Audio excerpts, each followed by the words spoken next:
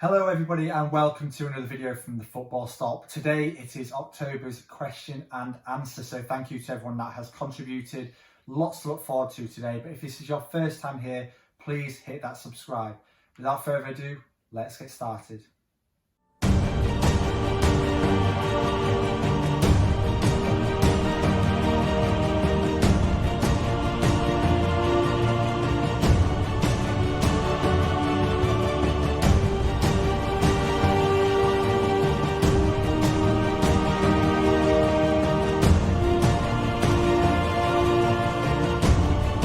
So hi everybody, I'm Steve. Welcome to October's question and answer video. This is where you submit your questions about soccer cards, about sports cards, about soccer or football in general, whatever you want, and hopefully I can answer the question and it's interesting to you, so fingers crossed. Thank you to everyone that has submitted their questions for October.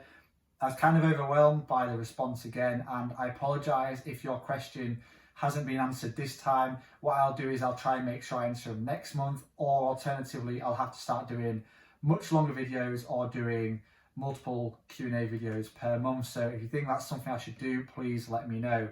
So let's get started anyway.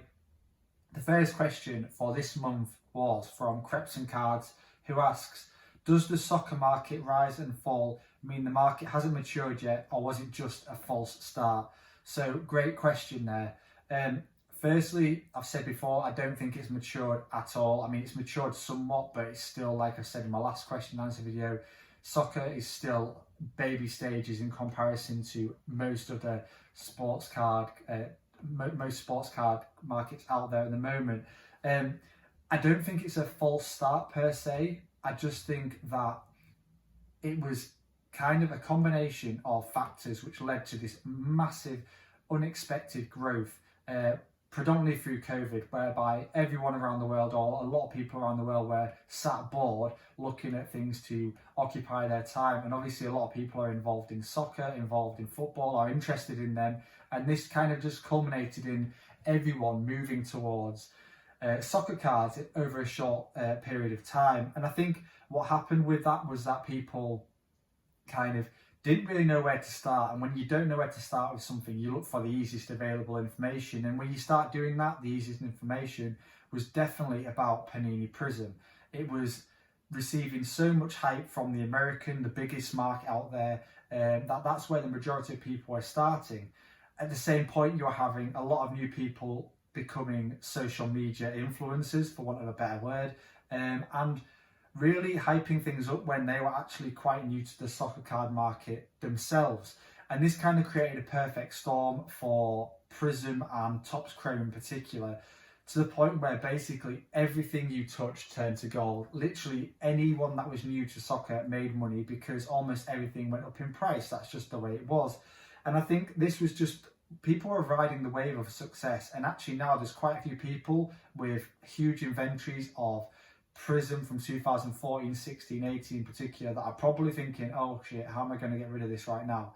So who knows whether that's going to be maintained. I can see Prism coming back stronger again.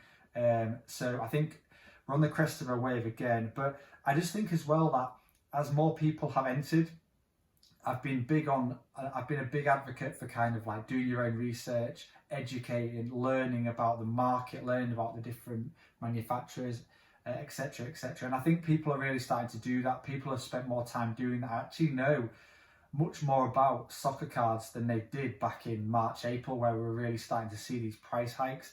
So I think that's what's happened. I don't think it's a false start. I think it's just kind of people are becoming more knowledgeable, people are more educated now, and people are starting to realise that actually if they look at buying rarer, scarcer cards in comparison to cards that perhaps have print runs in their thousands, tens of thousands, they're probably going to be better off in the long term. So I think that's what's happening at the moment, and it'd be really interesting to see what happens longer term. So great question there, Creps and Cards, and hopefully there's something valuable for you to take away in that answer. Next question from Soccer Card Hub. Which players have you been investing in this month? So this month I haven't bought loads, to be honest with you, for various reasons. But what I have bought, I'll tell you. I'm always transparent. I always will be transparent. I bought a ton of Jude Bellingham's rookie from the Tops Now range. I sold quite a vast majority of them almost immediately, which kind of signified that, as expected, there was going to be a big hype around Jude Bellingham. I didn't expect them to move as quick as they have done, to be honest. I've kept about 20 back for myself because I still think the prices of them will continue to go up. Obviously, he's playing really well for Dortmund. So yeah, I bought a lot of Jude Bellingham's rookie. I actually picked up a few Panini stickers, really random ones, and I kind of suggest people go and explore doing this themselves. It's quite fun. So just go on Panini World Cup sticker listing, sticker auctioning, ending soonest, and see what comes up. I've been doing this over the last few days, and I've managed to grab some stuff that is really cheap. So anything that has rarity is rarer, basically. So I tend to look for stickers that have rarer backs than your less rarer stickers, and I'm going to leave that there because I'm going to do a video on Panini stickers and the variations in backs and what this can do for pricing. So yeah, I've been buying different Panini stickers. I'll give you an example. I bought a Lionel Messi Gold 2008 sticker the other day for 50p, purely because I know it is worth more than 50p, and because it's gold, it's rarer than most other backs of Panini stickers. Like I say, I'll go into more detail with that. I've also just bought, I'm spending quite a bit more money on boxes. This isn't something that I would advise anyone new to the hobby does. I'm doing this because I just kind of want to build up my own portfolio, like my own collection, and I also want to start being able to distribute a bit more than I do already, so that I can start giving back to you guys. I basically want to help people get access to the products they want. So there will be, I'm buying some Panini Mega Cracks boxes at the moment from this season, so keep an eye out for them. There'll be some that I'll be ripping on this channel very shortly. So yeah, that's what I've been buying over the last month. Nothing that exciting, unfortunately, but hopefully over the next month there will be, so keep an eye out for that. Next question. This is from Champions of Sport. What do you think about moments in football? For example, the Hand of God World Cup winner.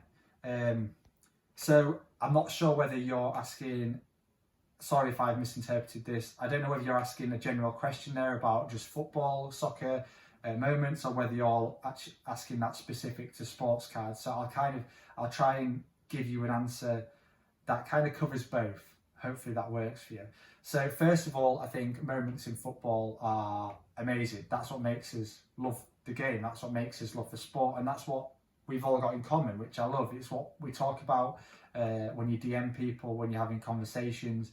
People have their own clubs, their own interests, their own nationalities, which makes it even better to talk about these moments. So that's fantastic. Moments like England beating Belgium last night. Sorry, Vincent, but they're moments, I'm joking there, of course. But still, moments to me are like the ones I remember. So I remember in my lifetime, Manchester United winning the treble last minute against Bayern Munich 2-1. That for me was a really significant moment. I remember Liverpool having that amazing Champions League comeback against, I think it was AC Milan. So they're the two standouts for me from a kind of English perspective. Internationally, I remember moments like David Beckham scoring the free kick against Greece. That meant England qualified for the European Championships, I think it was. So, and everyone that's watching this video from different countries is probably, when you're thinking about moments that stand out to you, you've probably all got your own. So let me know what moment in soccer history is the one that really kind of like stands out for you. Let me know in the comments. I'd be really interested to see what people say about that.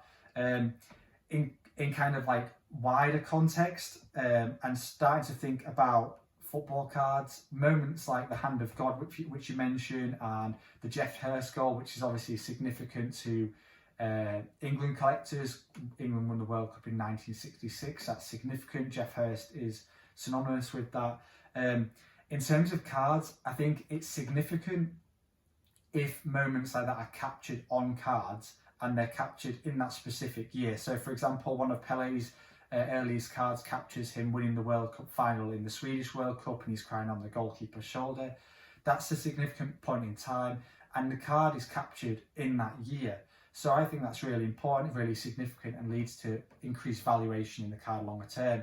What's not so significant is when Upper Deck, for example, who've done this, take the hand of God and put it on a card 20 years or later, whatever it was, because that is just, it's just not significant. If there was a card that had a photo, maybe there is, I'm not aware of it.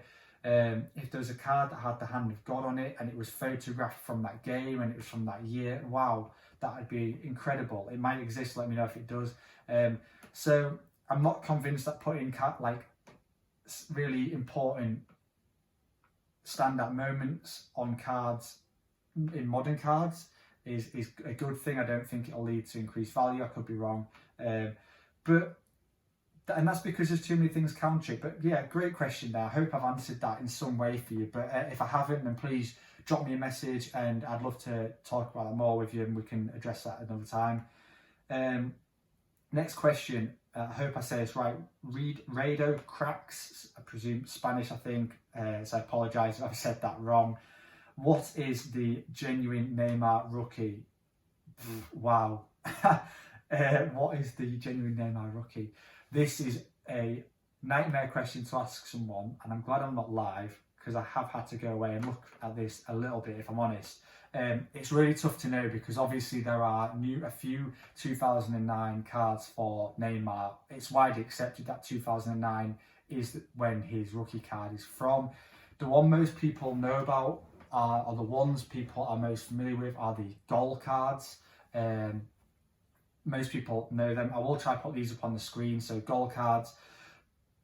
But there are other rookies which tend to get missed out. So these are and I'm going to have to, I'll be honest, I'm looking at these now as I'm telling you this, because I'm not Brazilian. These were released in Brazil. So the Campeonato Brasileiro card is from, or sticker is from an album of the same year. And also the Card Mania football stickers, which have a black background, were from a collection of 335 stickers released in Brazil. Now, in comparison to the goal stickers, these are I don't know which one was released first, but the last two I've just mentioned are definitely harder to get hold of. The Card Mania football sticker in particular seems like it's really hard to get hold of. So they're the three that I think are in contention. Which one comes first, I really don't know. So I know you are, Rado, I know you are a collector of Brazilian stickers and cards. I really appreciate your opinion on this. What do you think was the first one? If any Neymar collectors or Brazilian soccer card collectors are watching this and are really clear on which one came first, then please let me know. But for me, they're the three that really stand out as the earliest Neymar cards or stickers. So I hope that helps. If I've missed any, then please let me know in the comments below. Next question, hopefully a bit easier than that one. Nostalgia Hunter, which cards or stickers design do you like the most and why? That's a nicer question. So easy question actually, because for me, the Kaboom cards from Prism, which I stupidly didn't invest in because I spent my money elsewhere, are just fantastic. I love the Kaboom cards. I think that's exactly what manufacturers should be doing, in combining different genres together. So obviously bringing cartoon and football, soccer together. All that does is increase the potential market for them, the potential demand on them. I think it's great, and I think them cards just look fantastic. If anyone wants to sell me some of them, please get in touch, because I love them. They're pretty expensive now though. Yeah, the cartoon style, brilliant. Stickers, I don't like it when stickers have numbers all over them. I'm not a fan of that, and I think manufacturers are cottoning onto that. I think manufacturers are also starting to become aware of the fact that stickers, there's a cohort of people that are putting stickers in as they should be, as in stuck, and there are another cohort of people that want to keep their backs intact and use them as an investment. So I think that will influence going forward how we see stickers. So for me, as long as they don't have numbers on the stickers, I don't mind. But easy answer would be the Kaboom cards. I also like the National Landmarks from 2018 Panini Prism. Big fan of National Landmarks. They look really cool. Next question. Soccer Silverback. When Messi and Ronaldo retire, what are your top 3 players for the Ballon d'Or? Say 2002-23. 2002-23, so that's like what, 2 years? Well, firstly, 2022-23, I don't think Messi and Ronaldo will have retired. Obviously, they will be coming towards their end of their career. So I think 22-23, Ronaldo and Messi are still going to be pretty influential when it comes to the Ballon d'Or. But I get the question: who, once they've retired, basically, who do I think are the top 3? So I think I'm gonna have to think about this one. I think it'll be, as annoyed as I am at the fact Mbappe hasn't left PSG yet, I think number 1 would have to be Mbappe. I think Real Madrid will eventually make the move for him. He'll go to Real Madrid, probably alongside Camavinga. So number 1 would be Mbappe. He probably has a good chance of winning another World Cup. He might win the Champions League. So yeah, Mbappe is number 1. Second would be Erling Haaland. Obviously, his goal scoring at Dortmund has been incredible so far. I think, like Mbappe, he probably will go to Madrid, Barcelona, but I just think Madrid are going to spend some crazy money in the next 2-3 years. They need to do it. The president's talked about doing it. So yeah, Mbappe, Haaland. Third is really tough. I think Sadio Mane is in the running, but there's so many other players are also in the running. Obviously, De Bruyne, both of those are coming towards the end of their career. But then you could look at so many younger players, Camavinga, who I've mentioned already. Like, there's so many players. Trent Alexander-Arnold, for example, Virgil van Dijk. I know I'm mentioning a lot of Liverpool players here, but that's because they've just won so much recently. Yeah, there's so many that could win it third, but I'm going to go Mbappe, Haaland, and Trent Alexander-Arnold will be 2022, 23. I'm going to say them 3 and see how I get on. But yeah, interesting question.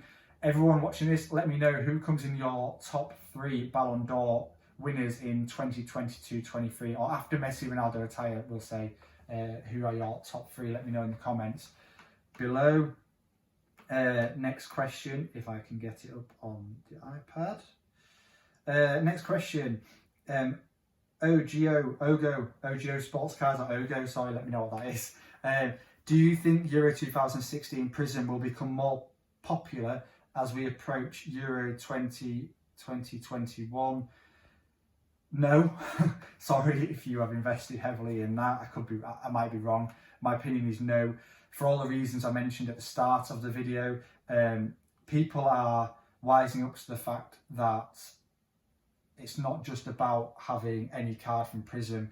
I think what will happen is people now with Prism are going to start chasing cards if there is a rookie aspect or a significant variable attached to that card. So if it's someone's first ever Prism card, or if it's someone's first ever World Cup, then I think people will really start chasing that card.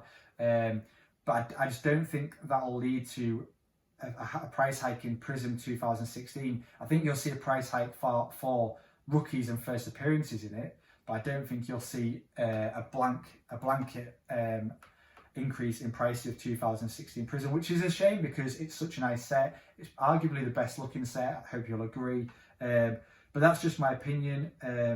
Maybe people will start taking on this kind of collecting approach to Prism World Cup sets, in which case we would see an increase. That'd be really interesting if that happened, if people just kind of went, right, I'm going to collect base Prism cards from World Cups, because then we would see a price hike because of the demand. That'd be really interesting. So that's the potential, I suppose, but in general, no, I don't think we will see a big hike in price or increase in popularity. Thanks for the question though. Final question for today's episode comes from, is it the final? Yes, the final one. B96 Cards. Oh, vintage question. I love a vintage question. With early vintage 1940s to 1970s, is it still worth investing in cards or stickers that are in poor condition? Right. I'm not. This isn't a blanket answer, so it's not a yes or no answer. This, in my opinion.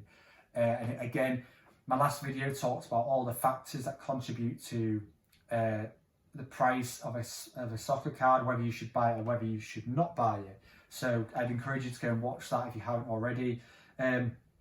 Basically,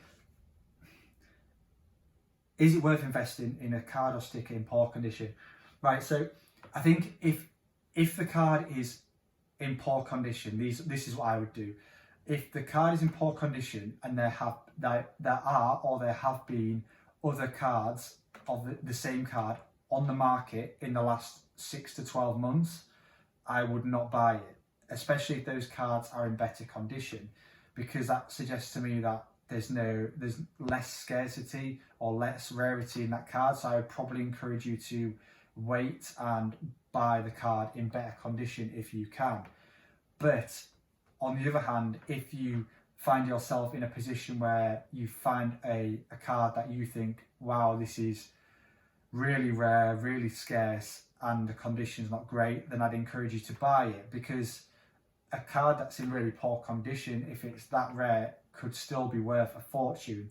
I'm not a baseball fan, but I imagine if you found a Honus Wagner, whatever it's called, in terrible condition, it would still be worth quite a bit of money because of the rarity aspect of that card.